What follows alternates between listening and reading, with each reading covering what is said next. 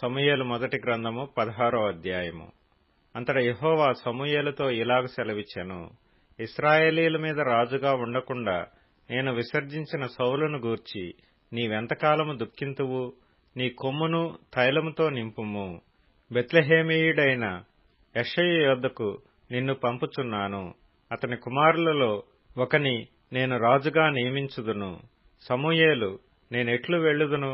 నేను వెళ్లిన సంగతి సౌలు వినిన ఎడల అతడు నన్ను చంపుననగా, యెహోవా, నీవు ఒక పెయ్యను తీసుకొని పోయి యెహోవాకు బలిపశువును వధించుటకై వచ్చితినని చెప్పి యెషయిని బల్యర్పణమునకు పిలువుము. అప్పుడు నీవు చేయవలసిన దానిని నీకు తెలియజేతును.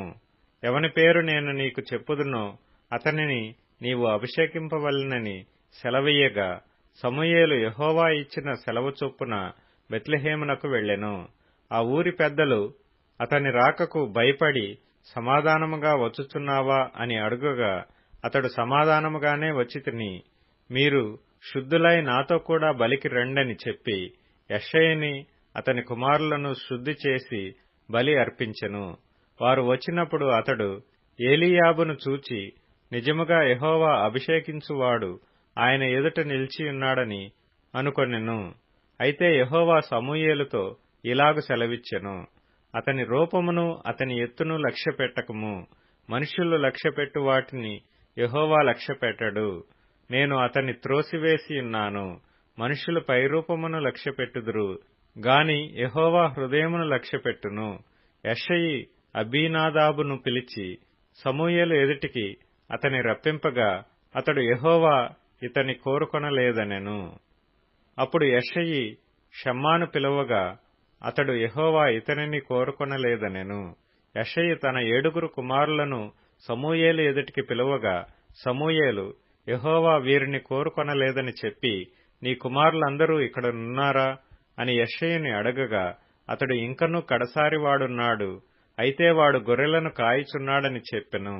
అందుకు సమూయేలు, నీవు వాని పిలువనంపించుము, అతడిక్కడికి వచ్చు వరకు మనము కూర్చుందుమని యెషయితో చెప్పగా, అతడు వాని పిలువనంపించి లోపలికి తోడుకొని వచ్చెను.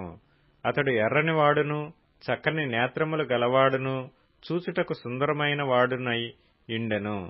అతడు రాగానే, నేను కోరుకున్నవాడు ఇతడే, నీవు లేచి వానిని అభిషేకించుమని యెహోవా సెలవీయగా, సమూయేలు తైలపు కొమ్మును తీసి వాని సహోదరుల ఎదుట వానికి అభిషేకము చేసెను.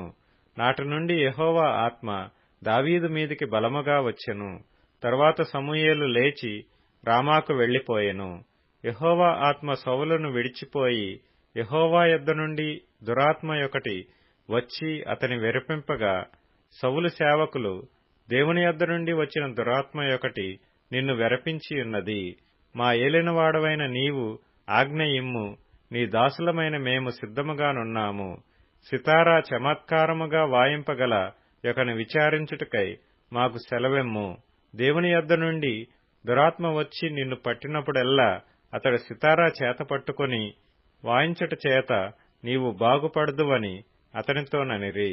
సౌలు బాగుగా వాయింపగల ఒకని విచారించి నా యొద్దకు తీసుకుని రండని తన సేవకులకు సెలవీయగా, వారిలో ఒకడు, చిత్తగించుము, బెత్లెహేమీయుడైన యెషయి యొక్క కుమారులలో ఒకని చూచితిని, అతడు చమత్కారముగా వాయింపగలడు.